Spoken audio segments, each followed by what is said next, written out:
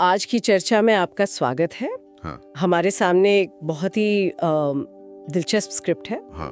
जिसका शीर्षक है जहाँ प्रकृति हमें जीना सिखाती है। और हमारा काम सिर्फ इसकी सतह पे लिखी खूबसूरत बातों को दोहराना नहीं है, बिल्कुल, बल्कि ये समझना है कि इन बातों के गहरे मायने क्या हैं। क्या प्रकृति वाकई में हमारे सभी सवालों का जवाब है, या ये सिर्फ एक खूबसूरत वहम है? एग्जैक्टली। तो हमारा मिशन है स्क्रिप्ट में छिपे संदेशों की गहराइयों में उतरना। हाँ। और ये पता लगाना कि क्या प्रकृति सच में एक शिक्षक की भूमिका निभा सकती है। तो शुरू कर दें। चलिए। स्क्रिप्ट की पहली ही लाइन मुझे लगता है आज के दौर की सच्चाई को बिल्कुल सामने रखती है। कौन सी? जब जिंदगी का शोर बहुत लाउड हो जाता है, जब विचार रुकने का नाम नहीं लेते, तब प्रकृति हमें चुप रहना सिखाती है। ये शहरी जीवन की उस मानसिक थकान की बात करती है जहाँ हमारे दिमाग कभी बंद ही नहीं होता। हाँ, पर एक सवाल है यहाँ पर, क्या ये चुप्पी हमेशा आरामदायक होती है? अच्छा। मतलब कुछ लोगों के लिए बाहरी शोर के बंद होते ही उनके अंदर का शोर और तेज हो जाता है ना? सही बात है। जब कोई डिस्ट्रैक्शन नहीं होता तो इंसान को अपने अधूरे विचार, डर, चिंताएं वो सब घेर लेती हैं। तो क्या प्रकृति की खामोशी सबके लिए एक मरहम का काम करती है, या कुछ लोगों के लिए ये और भी ज्यादा बेचैन करने वाली हो सकती है?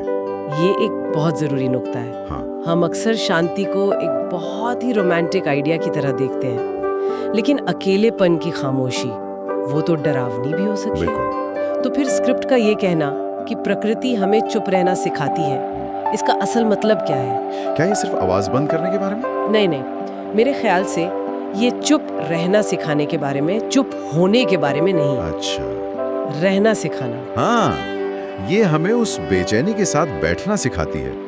जब आप किसी पहाड़ पर अकेले बैठे होते हैं तो आप अपने विचारों से भाग नहीं सकते। आपको उन्हें सुनना पड़ता है, उन्हें समझना पड़ता है। राइट। तो प्रकृति का मौन एक तरह का आईना बन जाता है। आईना। ये बाहरी शोर को हटाकर हमें हमारे अंदर के शोर से मिलाता है, ताकि हम उसे सुलझा सकें, ना कि उससे भागें। मतलब ये एक एक्टिव प्रोसेस है, पैसिव एस्केप नहीं। प्रिसाइजली। मतलब ये एक तरह का कॉन्फ्रंटेशन है। हाँ, खुद के साथ। और शायद यही वजह है कि स्क्रिप्ट कहती है कि पहाड़ और समंदर हमें जीना याद दिलाते हैं। बिल्कुल। क्योंकि जीने का मतलब सिर्फ भागदौड़ नहीं, बल्कि अपने अंदर की दुनिया को समझना भी है। और जब हम अपने अंदर की दुनिया को समझना शुरू करते हैं, तब हमें एक और चीज का एहसास होता है, हमारी अपनी रफ्तार। हाँ। और यहीं से स्क्रिप्ट का अगला हिस्सा शुरू होता है, प्रकृति की गति के बारे में। हाँ। और ये लाइन तो कमाल की है। कौन सी वाली? प्रकृति कभी जल्दी में नहीं होती, फिर भी सब कुछ समय पर होता है। आज की दुनिया में जहां इंस्टेंट ग्रेटिफिकेशन का दौर है, ये बात किसी विद्रोह से कम नहीं लगती। सही बात है। हम हर चीज कल नहीं अभी चाहते हैं। ये सिर्फ मेरा मतलब है, ये सिर्फ इंस्टेंट ग्रेटिफिकेशन की बात नहीं है। अच्छा। ये हसल कल्चर के उस मिथक को भी तोड़ती है जो कहती है कि अगर आप हर वक्त बिजी नहीं दिख रहे तो आप कुछ कर नहीं रहे। Oh right. स्क्रिप्ट की ये लाइन विकास के लिए शोर जरूरी नहीं होता, इसी पर एक गहरी टिप्पणी है। सोचिए, एक लेखक जो महीनों तक एकांत में किताब लिखता है, या एक वैज्ञानिक जो सालों तक चुपचाप एक लैब में काम करता है। हाँ। उनका सबसे महत्वपूर्ण काम खामोशी में होता है, दिखावे में नहीं। ये सुनने में तो बहुत अच्छा लगता है। हाँ। बट इसे असल जिंदगी में लागू कैसे करें? राइट। मान लीजिए कोई एक कम्पिटिटिव कॉर्पोरेट जॉब में है जहाँ विजिबिलिटी ही सब कुछ है। अगर आप खामोशी से अपना काम करेंगे तो क्रेडिट कोई और ले जाएगा। ऐसे में शांत विकास की ये फिलॉसफी कितनी प्रैक्टिकल है? ये एक बहुत ही वाजिब सवाल है ना? मुझे लगता है कि यहाँ शांत विकास का मतलब अदृश्य होना नहीं है। तो फिर क्या है? इसका मतलब है परफॉर्मेटिव बिजनेस और प्रोडक्टिव एक्शन के बीच का फर्क समझना। परफॉर्मेटिव बिजनेस मतलब काम का दिखावा करना। हाँ, जैसे मीटिंग्स में सिर्फ इसलिए बोलना ताकि आपकी मौजूदगी दर्ज हो, या देर रात तक ऑनलाइन रहना ताकि बॉस को लगे कि आप मेहनत कर रहे हैं। राइट। जबकि प्रोडक्टिव एक्शन का मतलब है उस 1 घंटे पर ध्यान देना जो असल में नतीजों पर असर डालेगा। प्रकृति यही सिखाती है। अच्छा। ऊर्जा को सही जगह लगाओ। एक पेड़ अपनी सारी ऊर्जा पत्ते हिलाने में नहीं, बल्कि जड़ें मजबूत करने में लगाता है। और नतीजा? नतीजा यानी फल अपने आप दिखता है। हमें काम के दिखावे के बजाय काम की गहराई पर ध्यान देना सीखना होगा। मतलब फोकस को व्यस्त दिखने से हटाकर प्रभावी होने पर लाना। बिल्कुल। और इसके लिए धैर्य की जरूरत है। ये भरोसा कि अगर जड़ें मजबूत हैं तो फल जरूर लगेंगे, भले ही दुनिया को वो जड़ें दिखाई ना दें। और जब हम ये भरोसा करना सीखते हैं तो एक अजीब सी बात होती है। क्या? हम बाहरी दुनिया को नियंत्रित करने की कोशिश छोड़ देते हैं और अनजाने में अपने अंदर की दुनिया को खोजना शुरू कर देते हैं। और यहीं से आत्मखोज का सफर शुरू होता है। हाँ, जिसके बारे में स्क्रिप्ट आगे बात करती है। हाँ, स्क्रिप्ट कहती है सफर के दौरान जब हम प्रकृति के करीब आते हैं, हम खुद के भी करीब आने लगते हैं। लेकिन यहाँ मेरे मन में एक और उलझन है। बताइए। क्या ये एक तरह का पलायनवाद यानी एस्केपिज्म नहीं है? अच्छा। क्या हम असल में अपनी समस्याओं से कुछ दिनों के लिए भागकर पहाड़ों में नहीं चले जाते और वापस आके सब कुछ वैसा ही पाते हैं? राइट। शहर में लौटते ही वो शांति, वो आत्मज्ञान कहाँ चला जाता है? ये सवाल बहुत लोग सोचते हैं और इसका जवाब मेरे ख्याल से इस बात पे डिपेंड करता है कि हम उस सफर पर गए किस इरादे से थे। अच्छा, इरादे पर। हाँ, अगर आप सिर्फ अपनी परेशानियों को भूलने गए थे तो हाँ, ये एस्केपिज्म है।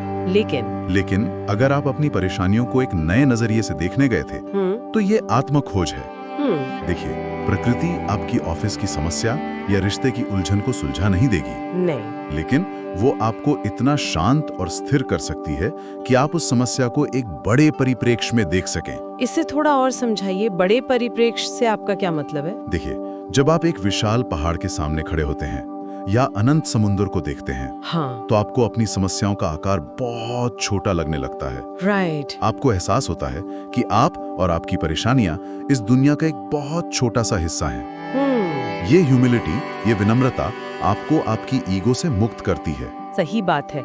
शहर में हमारी पहचान, हमारी नौकरी, हमारी गाड़ी, इन सब से जुड़ी होती है। एग्जैक्टली। और प्रकृति में आपकी पहचान सिर्फ आप होते हैं। वहाँ कोई तुलना नहीं, कोई प्रतिस्पर्धा नहीं। और उस माहौल में आपको अपनी असल जरूरतों और अपनी बनावटी इच्छाओं के बीच का फर्क साफ दिखने लगता है। तो ये समस्याओं से भागना नहीं, बल्कि समस्याओं के ऊपर उठकर उन्हें देखना है। हाँ। जैसे ड्रोन व्यू से किसी शहर का ट्रैफिक देखना। बिल्कुल सही एनालॉजी है। नीचे फंसे होने पर जो जाम बहुत बड़ा लगता है, ऊपर से देखने पर वो एक छोटी सी रुकावट नजर आती है। बस यही बात है। और जब आप इस नजरिए के साथ वापस आते हैं तो समस्याएं वही रहती हैं, लेकिन उनसे निपटने का आपका तरीका बदल जाता है। शायद इसीलिए स्क्रिप्ट में लिखा है, बस तुम और तुम्हारी सांसें। हाँ, ये हमें हमारे सबसे बुनियादी अस्तित्व पर वापस ले आता है। और जब हम वहाँ पहुँचते हैं, तभी असली उपचार शुरू होता है। बिल्कुल। और यहीं पे स्क्रिप्ट का सबसे इमोशनल और गहरा हिस्सा आता है, उपचार और स्वीकृति। हाँ। ये पंक्तियां के तूफान के बाद शांति होती है, अंधेरे के बाद रोशनी होती है, ये सिर्फ उम्मीद नहीं देती, नहीं, बल्कि एक प्रक्रिया की बात करती है। हाँ, और जो पंक्ति मुझे सबसे ज्यादा पावरफुल लगी वो थी, कौन सी? तुम टूटे हुए नहीं हो, तुम बस थके हुए हो। ओह वाव। आज की मेंटल हेल्थ अवेयरनेस की दुनिया में भी हम कितनी आसानी से खुद को ब्रोकन या डिप्रेस्ड का लेबल दे देते हैं। हाँ, दे देते हैं। और ये लेबल कई बार एक स्थायी पहचान बन जाता है। लेकिन ये स्क्रिप्ट एक बहुत ही काइंड विकल्प देती है। ये कहती है कि शायद तुम में कुछ गड़बड़ नहीं है, शायद तुम सिर्फ थक गए हो, जिंदगी की मांगों से, दूसरों की उम्मीदों से, अपनी ही अपेक्षाओं से। ये एक बहुत बड़ा पर्सपेक्टिव शिफ्ट है ना? बहुत बड़ा। टूटा हुआ होने का मतलब है कि आपको मरम्मत की जरूरत है, और थके हुए होने का मतलब कि आपको बस आराम और देखभाल की जरूरत है। ये हमें खुद के प्रति कठोर होने के बजाय नर्म होना सिखाता है। राइट। और फिर स्क्रिप्ट इसका समाधान भी बताती है, जो हमारी पहली प्रवृत्ति के बिल्कुल खिलाफ है। कौन सा समाधान? और थकान का इलाज रुकना नहीं, महसूस करना होता है। ये तो रेवोल्यूशनरी विचार है ना? हमारा नेचुरल इंस्टिंक्ट होता है कि हम दर्द, दुख या थकान जैसी नेगेटिव भावनाओं से दूर भागें। हाँ, उन्हें किसी सीरीज में, काम में या पार्टी करके भुला दें। एग्जैक्टली। लेकिन स्क्रिप्ट कहती है कि रुको और उस थकान को महसूस करो, उस दुख को महसूस करो। लेकिन क्यों? उसे महसूस करने से वो चला थोड़ी जाएगा, बल्कि और बढ़ जाएगा। ये एक आम धारणा है, लेकिन साइकोलॉजी इसके उलट कहती है। अच्छा। जिन भावनाओं को हम दबाते हैं वो हमारे अंदर रहकर और मजबूत होती जाती हैं। जब आप अपनी थकान को स्वीकार करते हैं, उसे महसूस करते हैं, तो आप असल में अपने शरीर और मन को ये संदेश दे रहे होते हैं कि मैंने तुम्हारी बात सुन ली है। और ये स्वीकृति ही उपचार का पहला कदम है। ये मुझे पर्सनली कुछ याद दिलाता है। बताइए। एक बार एक प्रोजेक्ट पे काम करते हुए मैं पूरी तरह से बर्नआउट हो गया था। और मुझे लगा कि शायद मुझ में ही कोई कमी है कि मैं अब एबेबल नहीं रहा। फिर मैंने कुछ दिनों का ब्रेक लिया और बिना किसी एजेंडा के ट्रैकिंग पर चला गया। और वहां तीसरे दिन एक नदी के किनारे बैठकर मुझे अचानक एहसास हुआ कि मैं खराब या नाकाबिल नहीं हूं। मैं बस शारीरिक और मानसिक रूप से निचोड़ दिया गया हूं। आप बस थक गए थे? मैं बस थक गया था।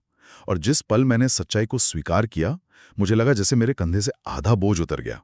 उपचार भागने से नहीं, उस एहसास के साथ बैठने से शुरू हुआ। तो इन सबका क्या मतलब निकलता है अगर हम इस पूरी चर्चा के सार को समेटें? तो ये स्क्रिप्ट हमें प्रकृति को सिर्फ एक सुंदर जगह की तरह नहीं, बल्कि एक मानसिक अवस्था की तरह देखने के लिए कह रही है। बिल्कुल सही। एक ऐसी अवस्था जहां हम धीमा होते हैं, जहां हम बाहरी दिखावे से ज्यादा अंदरूनी सच्चाई पर ध्यान देते हैं। हाँ। और जहां हम खुद को अपनी कमियों के साथ स्वीकार करना सीखते हैं। बिल्कुल। यह एक यात्रा है, बाहर की भी और अंदर की भी।